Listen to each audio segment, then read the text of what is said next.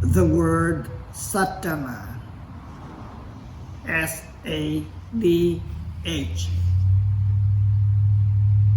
A-N-A, sadhana, means spiritual seeker.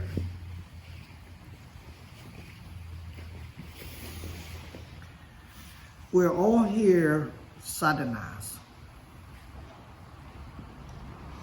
Seeking what?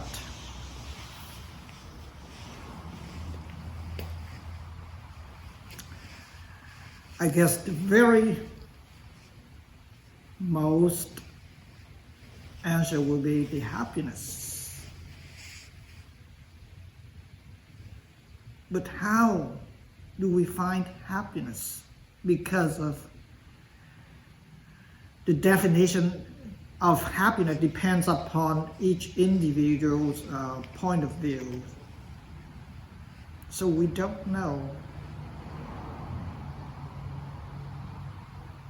But if you are serious, earnest, spiritual seeker, then that happiness will be totally different than the mundane happiness. You don't need to wait for Black Friday, Christmas, or New Year to be happy in such and such.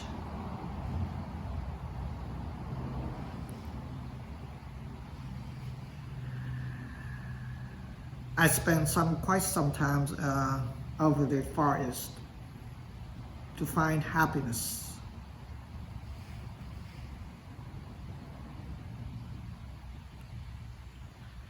And the journey was quite arduous. When I heard this teacher was good, I came. When I heard that teacher was great, I came looking for happiness. But in overall, it's not because of the teacher was pointing the wrong direction. It's just because of my stupidity, my ignorance. I didn't realize that. Some teachers will pointing you with the content. Some teacher will point in the way out with the direct. But overall, the one that I wanted to find out was from within me. It's already available. So you don't need to go to the high mountain Himalaya looking for an old wise man with a long white beard. No, you don't need to, because of that happiness is available 24 hours a day within you. You don't cost a dime to find it, and especially that kind of happiness will never go on sale. I guarantee you that, because of it doesn't imply time.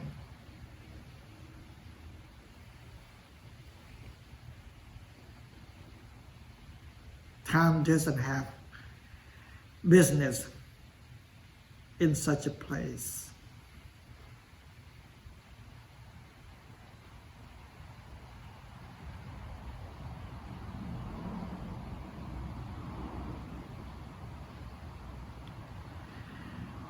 Every time you come here, perhaps you get bored with the same instruction. Oh, here we go again. what I have known already, such and such, such and such. But actually, we have to come to a breakthrough to see such a thing. And that breaking through, the only available means is right here and now. The word now, here, when you separate them apart, you have the word now and here. But when you combine them together, you have the word nowhere. The nowhere is to be found. Because of it pervades throughout already. You don't need to find anywhere. You don't need to be nowhere. It's right here already.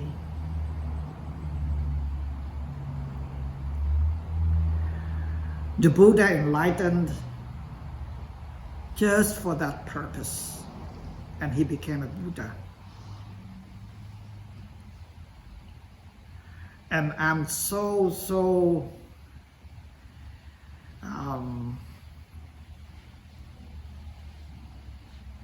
how many percent should I say, the conviction upon that.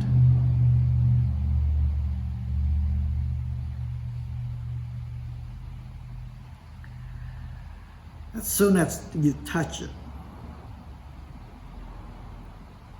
then the unconditional happiness begins.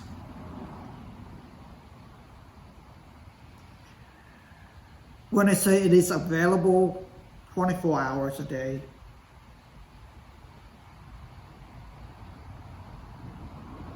because of in every little movement of the body, every flickering of the mind, it's there already.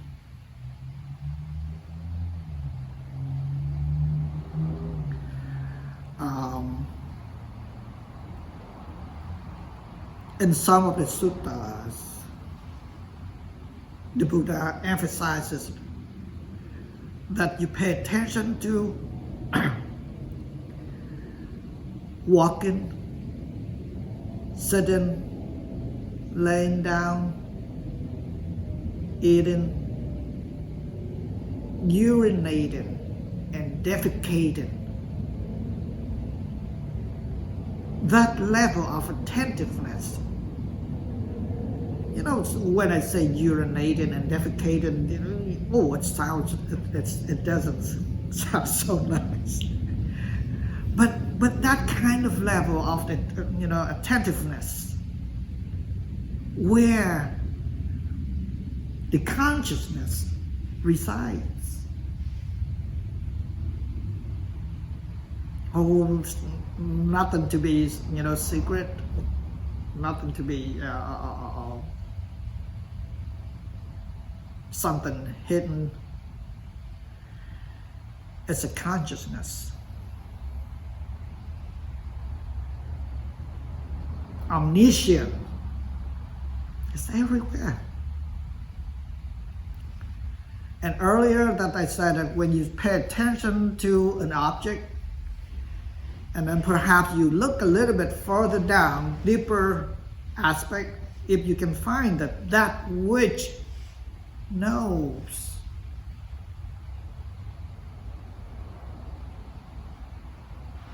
That's where everything starts it out.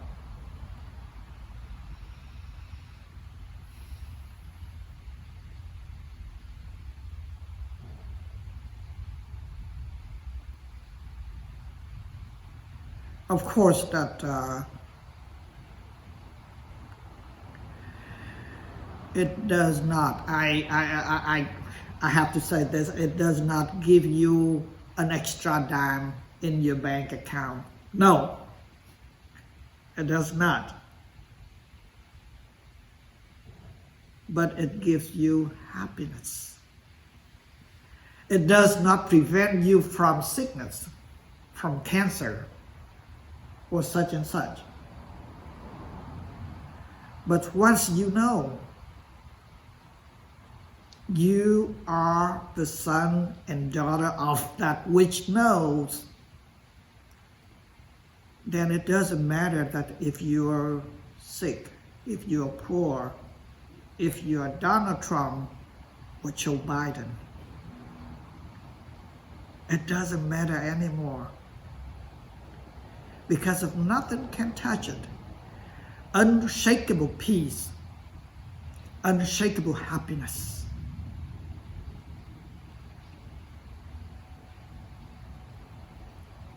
Layer by layer.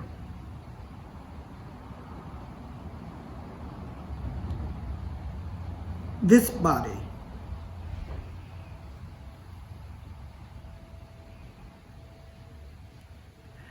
does this body experience what is going on, or is that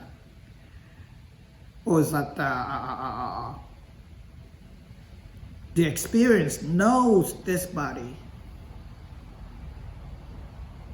Let's say that the hands, you look at the hand.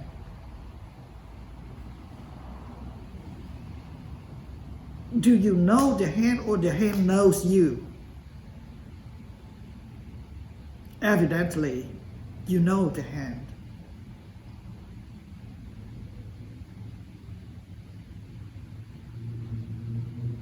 Same thing with every part of the body.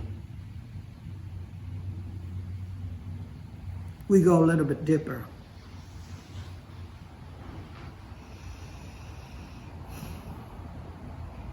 Take an example of, let's say, anger. Do you know the anger, or the anger knows you? Of course that you know the anger. It's not that opposite, the anger knows you. Same thing with every afflicted emotions.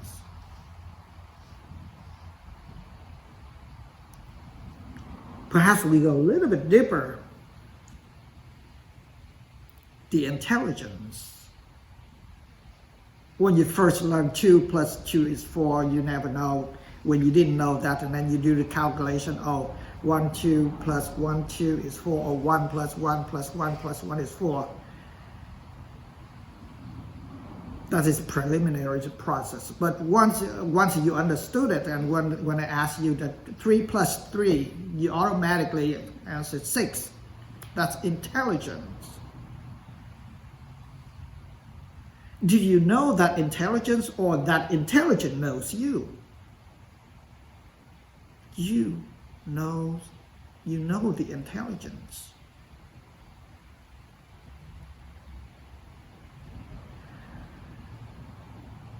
Should I say more? Should I go deeper? That would be good enough for the example.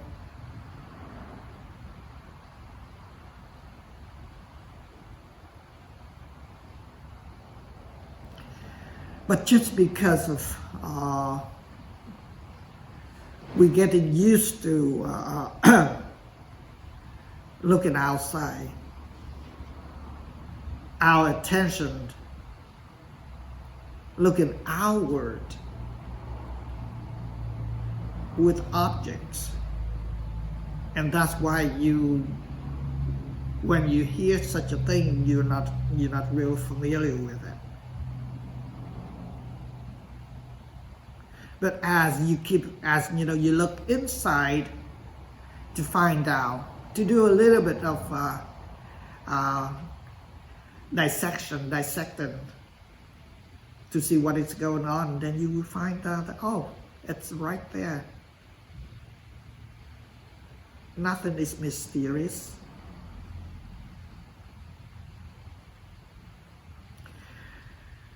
The reason to be unconditionally happiness, because you unfold everything Just like that, you lay every card on the table already.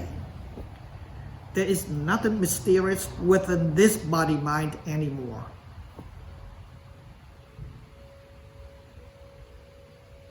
Maybe that some of you will begin to lose,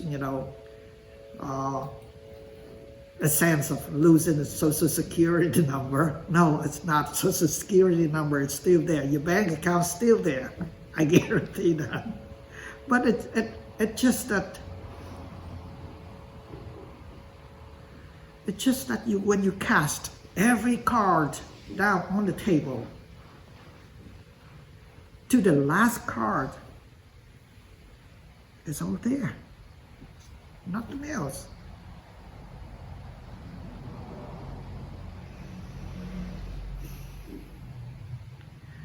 And then when you find out that, now listen to this one. When you find out that you are nothing,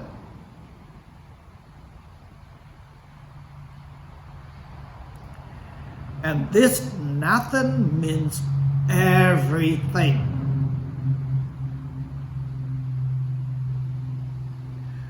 The number become infinite because of the zero. If you study math, 1 through 9, without zero, then the number becomes limited. But with the zero, for the negative, for the positive, it becomes infinite, the zero. When you find out that you are nothing, then you are everything. You are the son and the daughter of that which knows.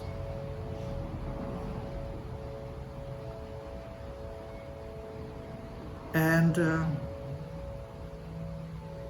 at that time,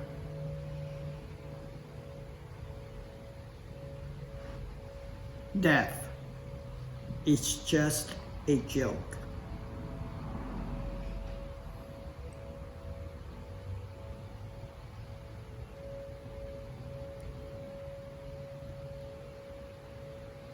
I have to restate myself.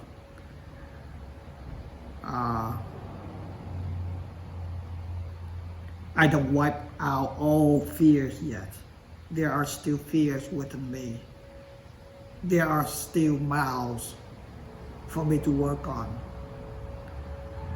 But I have a strong conviction. Once you touch it, once you touch the consciousness, everything becomes possible.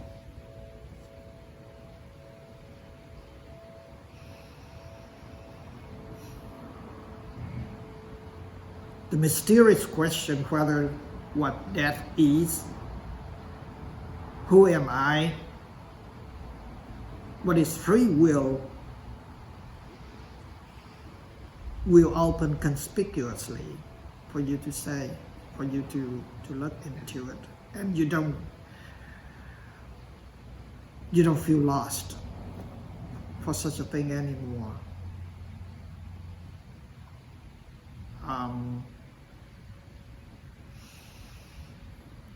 Once in a while, people say something because I was acting kind of lunatic.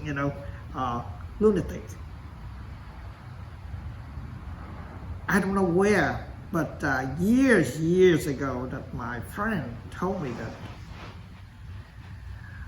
the unconditional happiness gives you a good mood. And I did not believe it. But he acts so natural. He lives so natural. But with an inside, there's something untouchable with him. And he got that untouchability.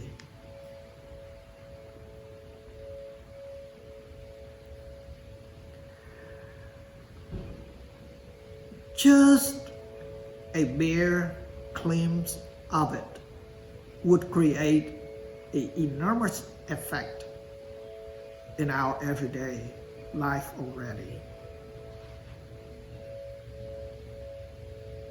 Where does it begin? Now, here, nowhere. Wherever your mind lands on, right there is where it goes into. Because if you are son and daughter of that which know, then there is no separation. Let's say the sensation in your hand right now. You don't say it's sensation anymore. You just know, because sensation become an object. An object is known by the consciousness, and that's it. If you can apply that to every little movement within this body, within this mind, then I would say that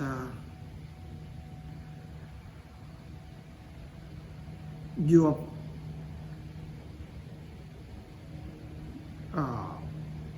troubles, for me, trouble almost can't touch it. For example, like that. For a higher realization people, there's no trouble with them at all. And guess the quality, that kind of quality is what we need. That kind of quality is the happiness.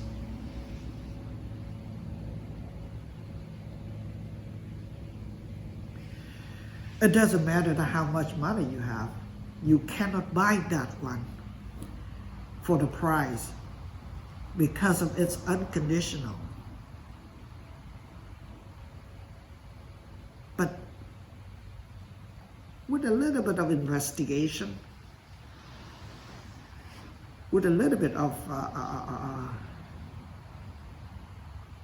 keen observation, you will find it. It's there. It enhances the quality of life so much. Not only for yourself, but for your neighbors, for the sake of mankind, instead of having a ridiculous war in Ukraine right now. That's very unacceptable.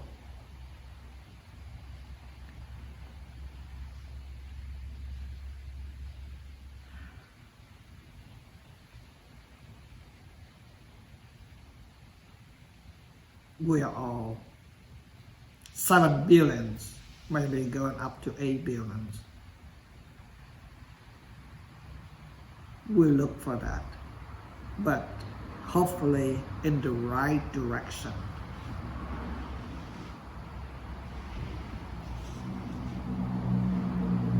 Because of every other happiness every other happiness is subject to falsifying.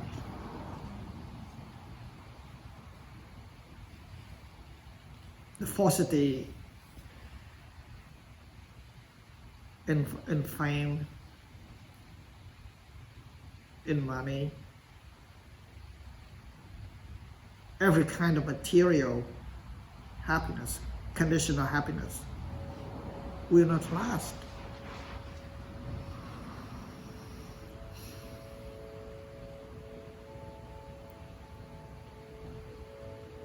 You will find out that there is no fear. There is no fear in the land of consciousness.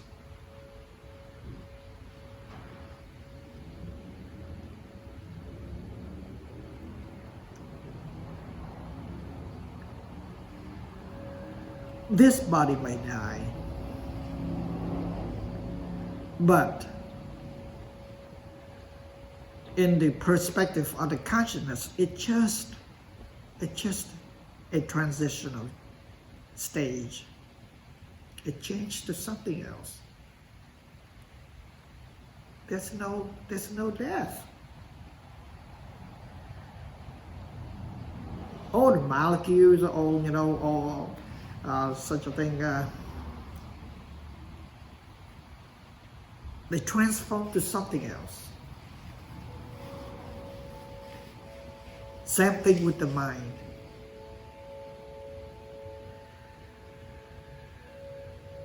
As long as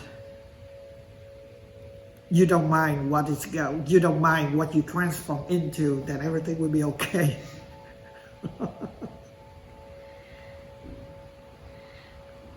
Because of right there, the happiness. Happiness doesn't mind that whether you become an earthworm, or you will be the next president of the United States. It doesn't matter.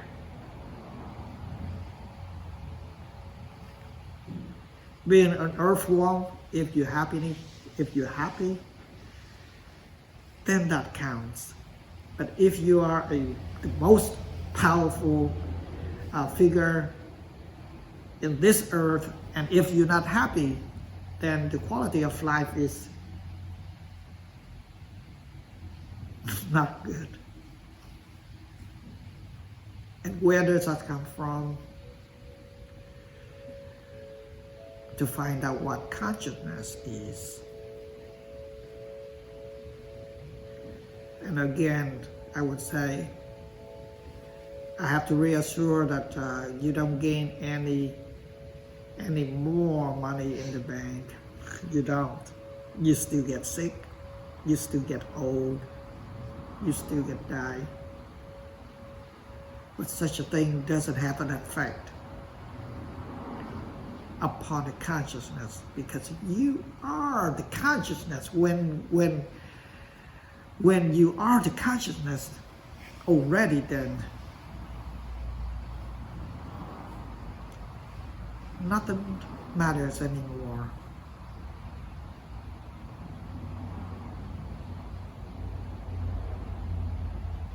This is what sadhanas is. We are sadhanas, spiritual seeker. Seeking what? Seeking the all-pervasive, the omniscient. What else can I say? And right there, you can come shake hand with the Buddha, or you can come shake hand with the Christ. It doesn't matter anymore. Yes. And I have a strong conviction that we all can do it. We all can do it because of it is available 24 hours a day. Actually, when you say time, then it's a joke compared to the consciousness. Yep. So do a little bit of investigation, and then maybe next time, and then some of us say, "Oh, I got that. That would be wonderful."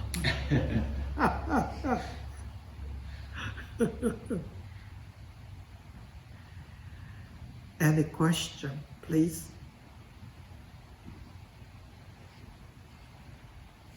Don't be, it's all questions will be relevant. Please. It's not exactly a question, but something I've wondered is why my consciousness ended up in this body, in not Marcus's body or Michael's body or some other body. It's not really a question. It just seems very strange. It's kind of stuck in this body here. It's not a. The only thing that I can give the closest example is that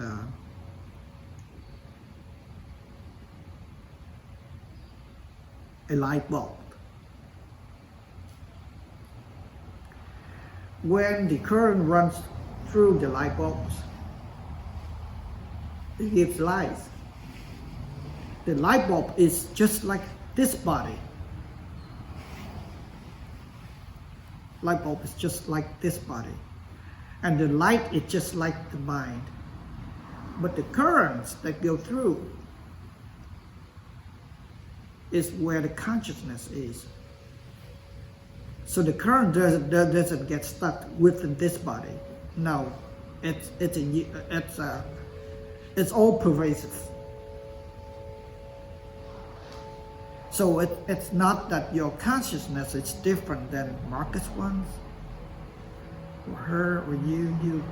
All there is one.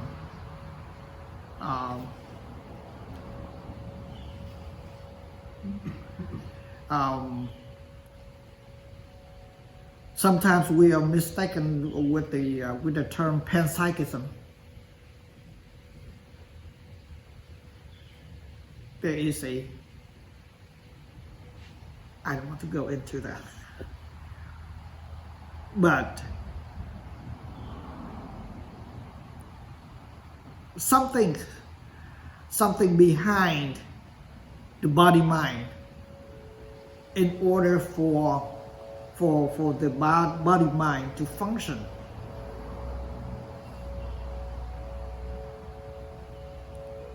We can say that, oh, it's some kind of energy.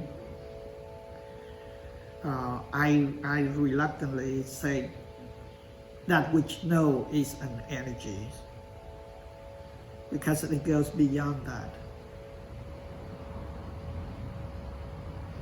And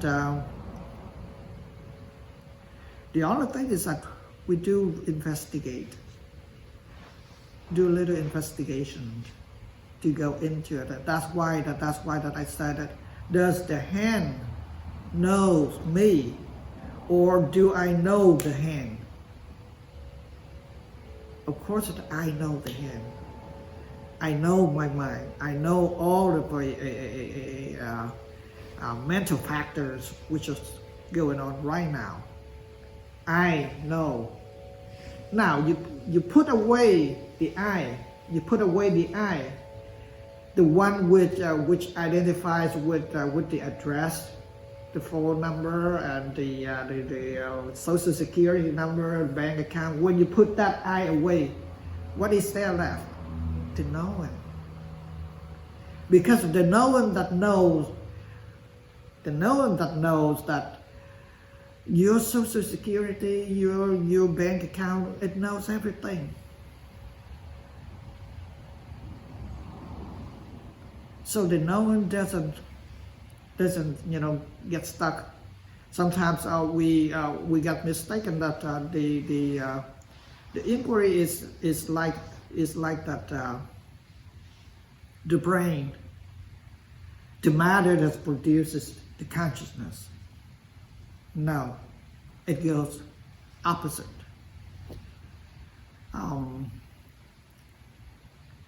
It might be difficult, but the key is that just be mindful, and then once in a while keep asking, what is consciousness? When you have an inquiry like that one, it will take you to further down spiritually. And then we recognize that. And I don't speak of that on behalf of Buddhism. I don't speak of that on behalf of any religion. I don't. Atheists like Krishnamurti, they said the same thing.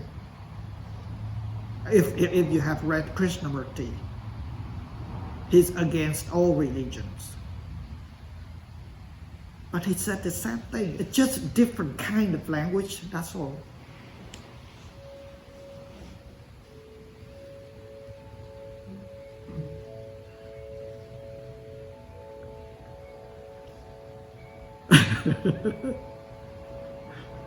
Yes, please. Is the consciousness we're talking about this evening the same consciousness that's, or the same term that's used in the Heart Sutra when it says that the consciousness is marked with emptiness?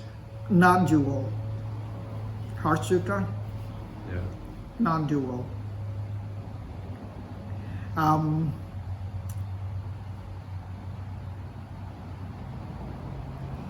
The word non-dual, first of all, the dualities means that there are two. But the non-dual, there's only one. So it could refer to such a thing like that. Could refer. But another way of looking into the non-dual, because of the non-separation between consciousness and objects. Once you are the son and daughter of that which know, then there is no separation between the consciousness and the object. And that's why when we do meditation, we do a little bit of investigation that most of us, okay, when you don't know anything about meditation, you go to the teacher, you go to the instructor, they said that, okay, just focus on something, anything which is an object. Once you find out what object is, the breath, the inhale, exhale, the rise and fall of your abdomens, or the sensation of your hand, those things are objects. And then as you go deeper, you see, then you recognize that, there is an object and a subject. I know the object, but there is a separation. And then you come to the third stage that there is no separation anymore. The object and consciousness coexist. Now, coexist, but not because of they are the same quality. No, they are different quality. Object and subject are different quality, but they coexist. They cannot separate anymore. And that non-separation is non-dual. Another way of looking into the Heart Sutra.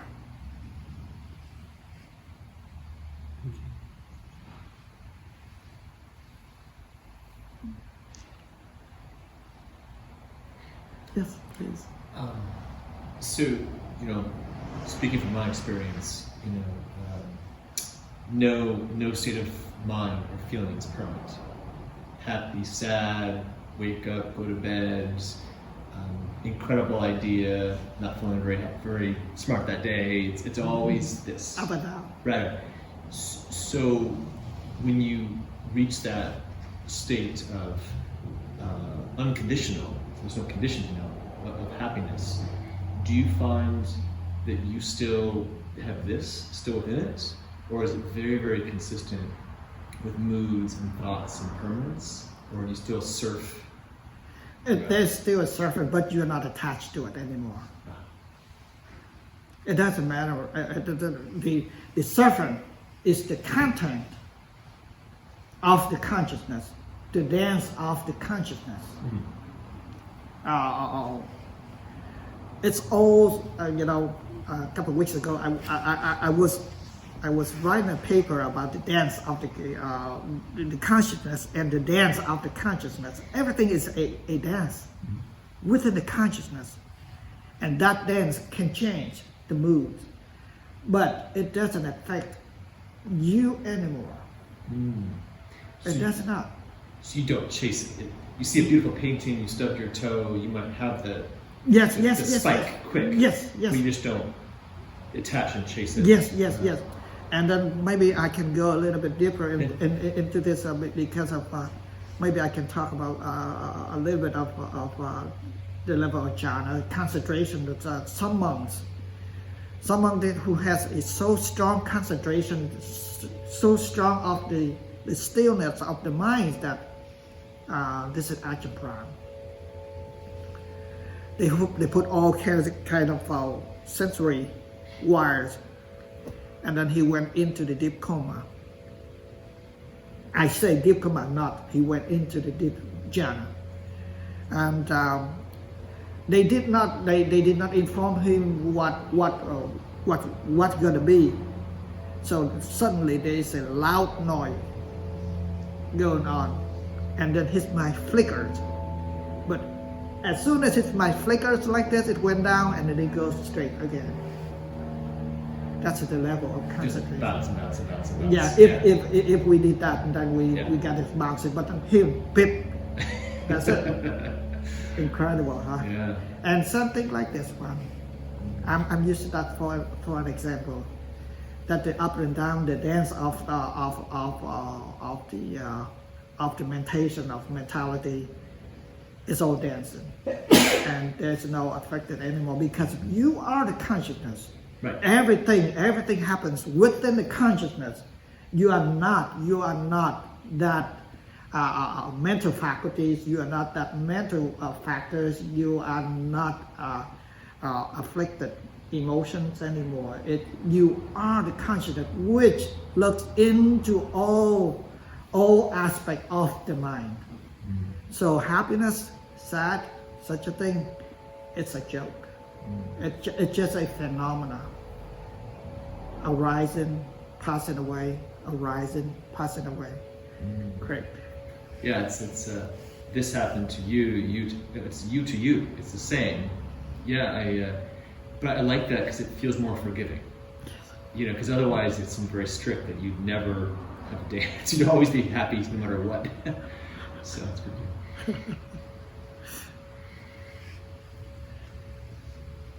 Yes, please. Yeah, maybe we don't have time tonight, but sometime I'd like to hear more about your experience in the forest and why you went there and what happened. And Okay. maybe some more about that. Okay. It's a very tough, very, very tough.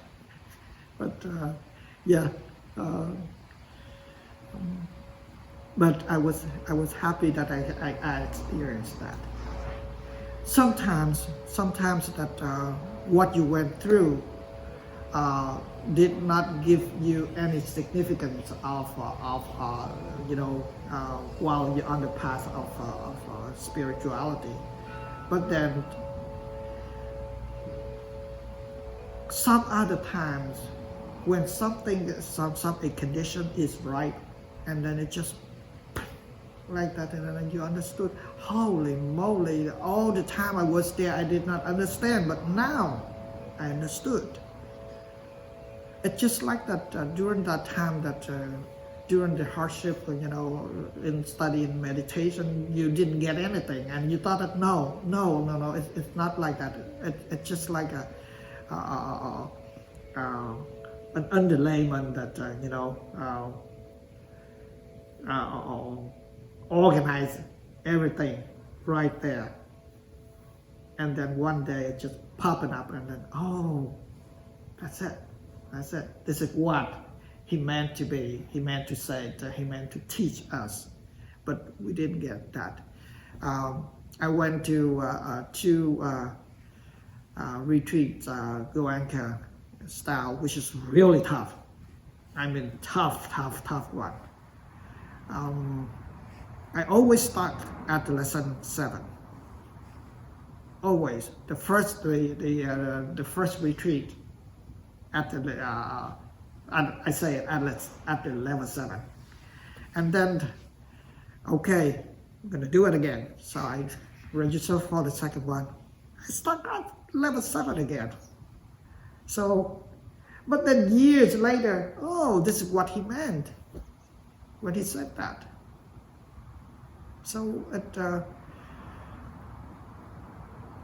it's just that some condition that laid out, until that everything is right, then you understood.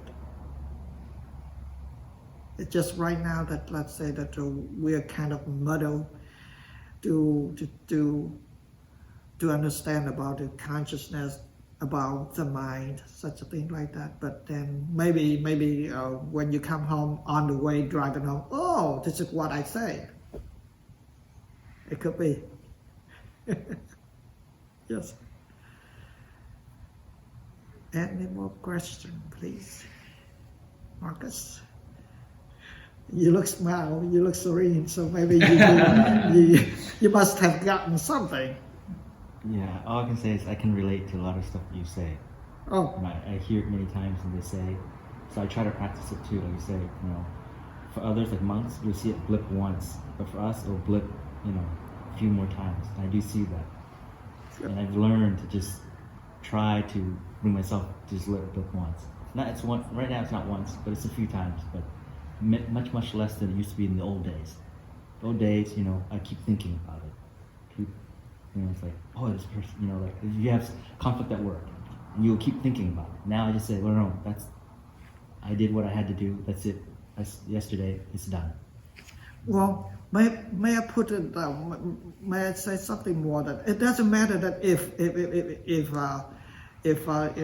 know the signal filled up once or many times. It doesn't matter. It does not matter as long as you know.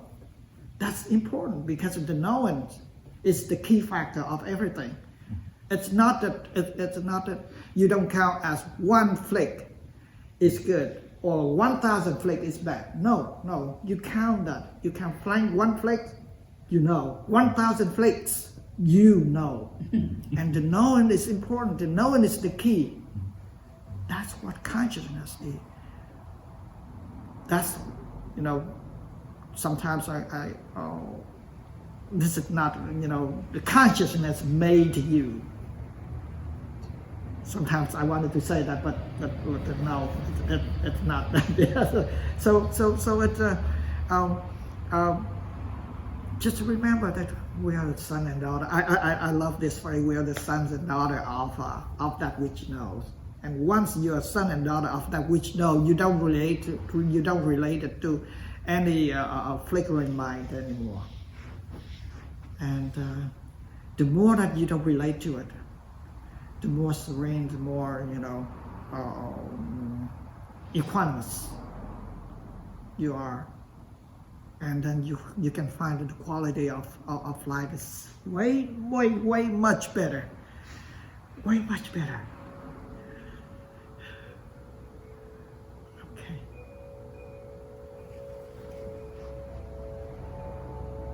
May you all attain the untouchable. May you attain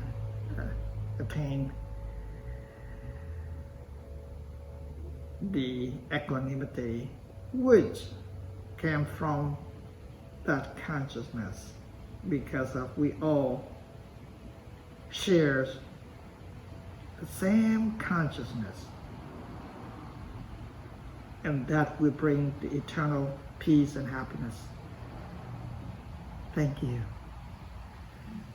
Thank you so much. Those are great questions.